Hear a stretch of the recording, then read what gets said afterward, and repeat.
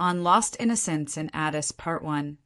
Meskerim moved to Addis Ababa for a better life and to live with her Aunt Mihrit, who owns a juice house in Majinaga. Meskerim was delivering a juice in a nearby hotel, and she met a handsome guy named Rabel. He asks her if she is new to the area, and Meskerim replies yes. He told her to be careful because this area eats people alive. Lost Innocence in Addis, Part 2. In Mihret's house at night, Meskerim lies on the floor. Her eyes are wide open. She can't stop thinking about the women at the hotel. Hotel in Piazza night. Days later, Meskerim walks by the hotel again, intentionally slower. One of the women, Saba, 25, smoking a cigarette, notices her. Saba asked Meskerim, "You always stare. What are you looking at?" Meskerim replied, "I don't know. I'm just curious." Saba, curious about what? Meskerim hesitates. Saba, laughing bitterly, "We do what we have to do to survive." Meskerim's face shifts to curiosity and confusion. In Mihret's house at night, Meskerim tosses and turns. The words, "we do what we have to do to survive," echo in her mind. Hotel in Piazza one night. Meskerim approaches Saba and asks Saba, How do you start?" Saba smirks, taking a deep puff from her cigarette. "Saba," softly, "you already started the moment you asked." First room night.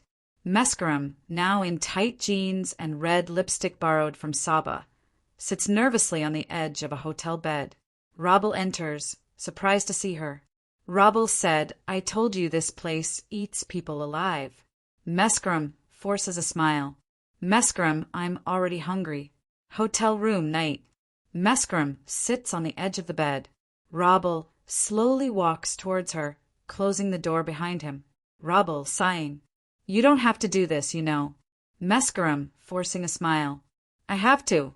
Piazza Street, early morning. Meskerim walks home after her first night. Her lipstick is smudged, her eyes hollow. She walks like a ghost through the street. She reaches the house. Mihret is already awake, cooking. Aunt Mihret asked, "Where were you?" Meskerim replied, I went to deliver juice late." Aunt Mihret, "Don't make it a habit." Meskerim nods and rushes to her room. She sinks to the floor, crying silently. Days turn to nights. Meskerim, new routine. She wears heavier makeup now. She leaves the house late at night and returns early in the morning. Rabel introduces her to customers at the hotel.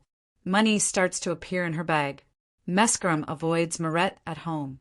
Hotel room night. Meskerim, now fully transformed, sits on the bed as a drunk man, 50s, stumbles towards her. Drunk man said, "Come here, sweetie." Meskerim forces a smile, but her eyes are dead. The man grabs her aggressively.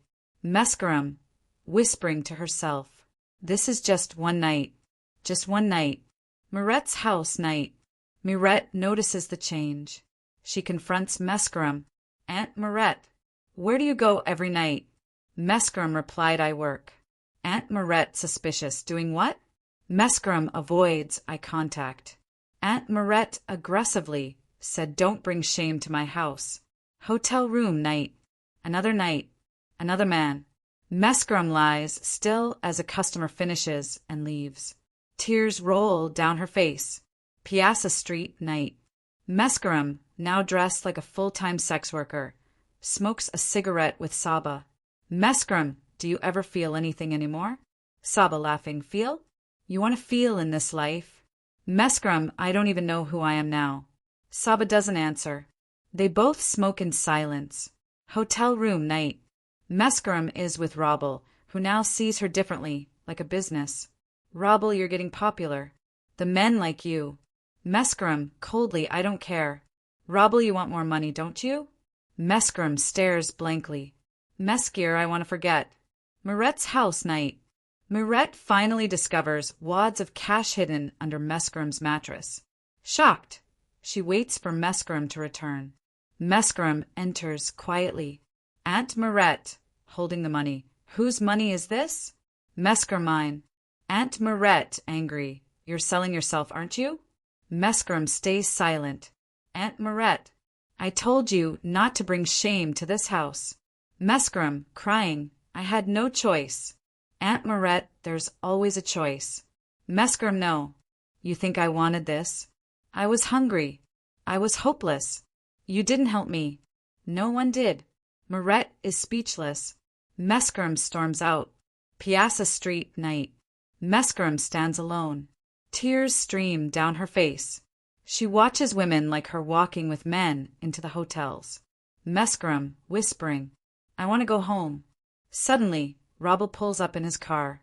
Robble, you can't quit now. Mescarum, watch me. Robble, you owe me. Don't forget. Mescarum freezes. Mescarum, coldly, I owe you nothing. Hotel room. Night. Mescarum takes her final customer for the night. After he leaves, she locks the door and breaks down crying. Mescarum, screaming, I hate you. I hate you. She pulls out the wad of cash, throws it across the room, and collapses on the floor. Bus station day. The next morning, Mescarum stands at the bus station with a small bag. She stares at a bus heading toward her village. Suddenly, Robble appears. Robble, you think you can just leave? Mescarum, watch me. Robble grabs her wrist. Robble, you're nothing without me. Mescarum slaps him hard. Mescarum, I was nothing with you. She boards the bus. Tears stream down her face.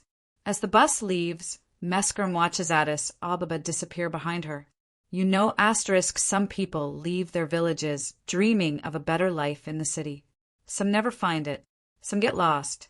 And some never come back. The end.